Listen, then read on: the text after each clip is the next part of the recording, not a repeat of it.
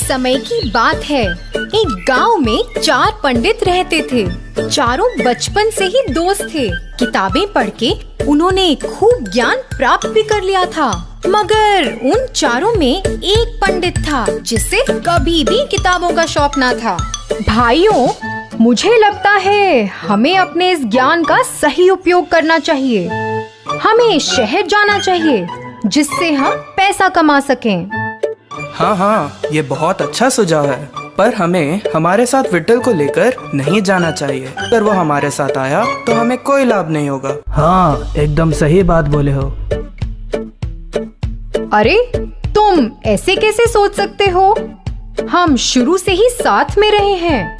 एक थोड़ा हिस्सा तो हम उसे दे ही सकते हैं। हाँ, ठीक है।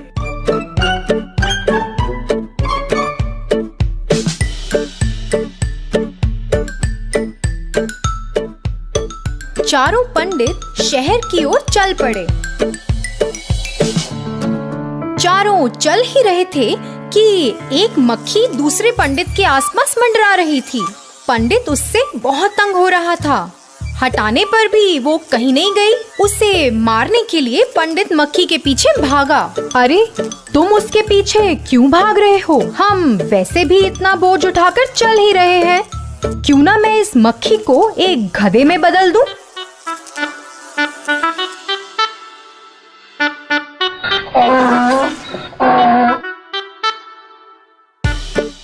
हाँ, हम अपना सामान गधे पे चढ़ाकर आराम से यात्रा कर सकते हैं। एक गधा इतना बोझ नहीं उठा पाएगा, तो आप अपना सामान मुझे दे सकते हो।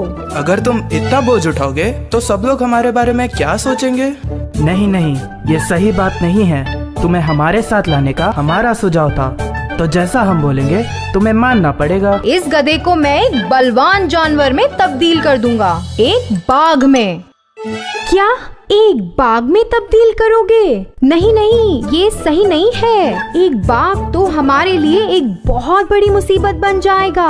तुम मूर्ख हो, तुम्हें क्या पता? हम जैसा बोलेंगे बाघ वैसा ही करेगा। तुम बीच में मत पड़ो। तुम विट्ठल की मत सुनो, उसे इस बारे में कोई ज्ञान नहीं है। हाँ, हमने वैसे भी बहुत समय बर्बाद कर लिया है। अगर एक बाघ हमारे साथ हमारा बोझ उठाकर चलेगा तो सब लोग हमारी वाहवाही तो करेंगे। इसी दौरान उन तीनों पंडितों ने उस गधे को एक बाघ में बदल दिया और तभी विट्ठल तो झट से पेड़ पर चढ़कर बैठ गया। जो गधे से बाघ में तब्दील हुआ वो तो एक खूंखार जंगली जानवर था और फिर उसने तीनों पंडितों पर हमला बोल दिया। अरे बाप रे, अगर इन्होंने मेरी बात मानी होती तीनों जीवित होते।